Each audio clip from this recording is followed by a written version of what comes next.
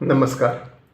आज मी प्राध्यापक मधु पाटील सरांच्या ज्ञानपीठ पुरस्कारित प्रतिभा नाट्यात्मदर्शने या पुस्तकातील वि स खांडेकर दर्शन या नाटकाच्या मी पाडलेल्या 11 भागांपैकी 5वा भाग वाचतो.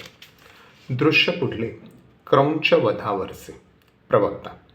या कादंबरीचा नायक दिनकर, ज्याला नायिका सुलोचना दिलीप असे म्हणते. हा दिलीप खांडेकरांच्या इतर कादंबऱ्यातील नायकांसारखा गोरगरिबांसाठी आणि शेतकऱ्यांवरील अन्यायाविरुद्ध लढणारा, समाजवादी विचारसरणीचा, क्रांतिकारक, ध्येयवादी, स्वातंत्र्य लढ्याचा प्रणेता, वेषांतर करून संन्यासी होणारा, तुरुंगात कैद्यांसाठी अन्न सत्याग्रह करणारा इत्यादी इत्यादी आहेच. निवेदिका. पण या कादंबरीतील अविवाहित प्रेमी युगुलाच्या शृंगार सन्मुख धिटाईचं समर्थन, वैवाहिक पतीपत्नीच्या शरीरभोगाची आश्लाद्यता, विवाहबाह्य आंतरिक प्रीतीचे समर्थन, पण शेवटी नायकाचे आदर्श सन्मुख स्थित्यंतर, त्यामुळे होणारी वैवाहिक जीवनाची स्वागतार्ह परिसमाप्ती, असा हा येणारा प्रणय भावनेचा प्रवास बहुंशी नैसर्गिक प्राकृतिक सन्मुख पातळीवरचा ठरतो. कंसात. नायक नायिकेचे रंगमंचावरील बऱ्याचशा पुढील भागात एकेकाचे भूतकालस्पर्शित मानसिक मनोगत असल्याने एकमेकांसमोर न येता दोघांमध्ये बरेच अंतर ठेवून प्रेक्षक सन्मुख होणारे अर्धस्वगत सदृश कथन. कंस पूर्ण. दिलीप. प्राध्यापक दादासाहेब दातार यांनी हुशार विद्यार्थी म्हणून लहानपणापासून मला त्यांच्या घरीच सांभाळलं. त्यांची कन्या सुलोचना 11 वर्षांची. मी कॉलेजला जाणारा विद्यार्थी. तिला भाऊ नसल्यानं माझ्याशिवाय तिला करमेनासं नेहमीच होणारं. वेणीतली फुलं काढून माझ्या पुस्तकांवर आणून ठेवायची. मी गुलाबाचं फुल असलं तर माझ्या कोटाला लावायचे. तिला शिकवण्यात, फिरण्यात, शिकण्यात, गोष्टी सांगण्यात, कविता म्हणण्यात मला फार फार आनंद व्हायचा. सुलोचना. दिनकरचं म्हणजे माझ्या दिलीपचं शिकवणं, कविता म्हणणं मला खूप खूप आवडायचं. कितीदा तरी आम्ही दोघं एकत्रच हिंडायचो, फिरायचो, खेळायचो. थोडी मोठी झाल्यावर एकदा मी त्याच्या आवडीची हिरवी साडी नेसली. माझ्या खोलीत येताच म्हणाला, मी खोलीत चुकलो की काय? कारण विचारताच म्हणाला, मघाशी या खोलीत माझी मैत्रीण होती. मी आता एक अप्सरा उभी असलेली दिसते. मी किती लाजून लाजून चूर झाले. दिलीप. सुलू मोठी होऊ लागली. मग माझं मन या अप्सरेकडे ओढलं जाऊ लागलं. एकीकडे कॉलेजमध्ये विद्यार्थी मित्रांच्या समवेत 30-32च्या चळवळीचा जयघोष करीत असताना, गोरगरिबांसाठीच्या चळवळीत भाग घेत असताना, आणि दुसरीकडे घरी आल्यावर सुलूला रघुवंश शिकवण्याचं निमित्त करीत तिच्या सहवासात रमू लागलो. सुलोचना.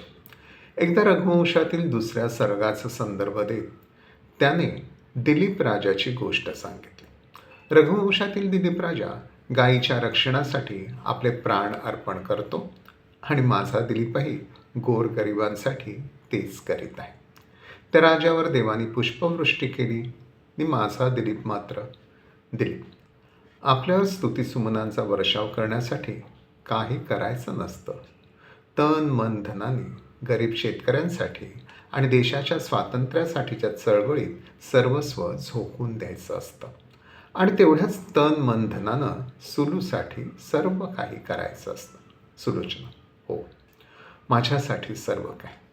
माझ्या भावभावनांना किती किती सांभाळणं. माझ्या आईच्या मृत्यूवेळचा तो प्रसंग. मी रडून रडून झोपी गेले. माझ्या पाठीवरून फिरणारा हात दादांचा असावा असं वाटलं. पण तो हात दादांचा नव्हता. दिलीप माझं सांत्वन करण्यासाठी माझ्याजवळ येऊन बसला होता. माझे पाण्याने भरलेले डोळे पाहताच त्याच्याही डोळ्यात पाणी उभे राहिले. मी त्याला अगदी घट्ट मिठी मारली. माझे अश्रू त्याच्या खांद्यावरून ओघळू लागले. त्याची आसवे माझ्या मानेवर ठिपकत होती. मी त्याच्या कुशीत डोके खुपसले. तो मला थोपटू लागला. मी डोळे मिटून त्याच्या छातीची धडधड ऐकत होते. माझी सुलू, माझी सुलू, एवढेच शब्द मला तेथे ऐकू येत होते. मला माहीत होतं हे शब्द त्याच्या तोंडून कधीच बाहेर पडणार नाही. तरी पण त्याच्या मनात दिलीप, प्रत्यक्ष बोलायचं नसतं, मनात ते खूप खूप असलं तरी. कारण आपल्या वैयक्तिक जीवनापलीकडच्या ध्येयवादाकडे, हो, आपण देशाच्या स्वातंत्र्यासाठी ब्रिटिश सत्तेविरुद्ध लढायचं असतं. ती ब्रिटिश गव्हर्नरची गाडी आपल्या संस्थानात येणार असे कळल्यानंतर त्याची गाडी उडवण्याचा प्रयत्न. मुले पकडली गेली. त्यातील एका मुलाने माझे एकट्याचे नाव पुढे केले. मोठी शिक्षा होणार म्हणून मी बैरागी होऊन उत्तर हिंदुस्थानात जाऊन भूमिगत व्हायचं ठरवलं.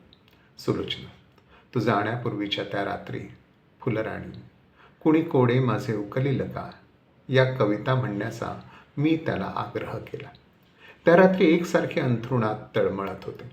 एकदा वाटे दिलीपला म्हणावं, मीही येते तुझ्याबरोबर.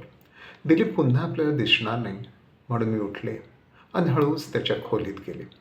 कवडशाच्या चांदण्यात त्याची मुद्रा किती सुंदर दिसत होती. कितीतरी वेळ तिथंच उभी होते. एका नव्या कल्पनेची धुंदी माझ्या मनावर चढत होती, जिचे स्मरण होताच आपण अमृतधारात नाहत आहोत असा भास होईल अशी दिलीपची एखादी आठवण.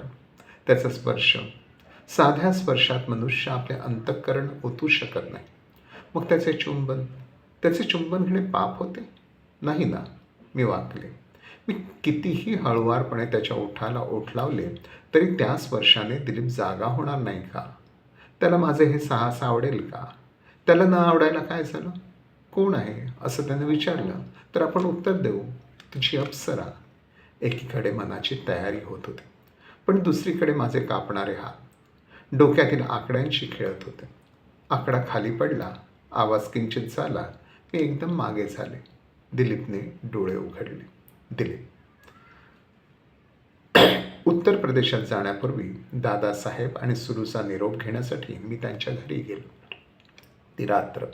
ती चांदणी रात्र होती. तिच्या घरच्या पाहुण्यांच्या खोलीत मी अंथरुणावर पडलो खरा, पण मनात नाही ते विचार येऊ लागले. सुरूच्या भावी आयुष्याच्या दृष्टीने आपण आपले प्रेम प्रकट करणे इष्ट नसेल, पण आपण तिचे एकदा चुंबन घ्यायला काय हरकत आहे? त्यात कसले पाप आहे?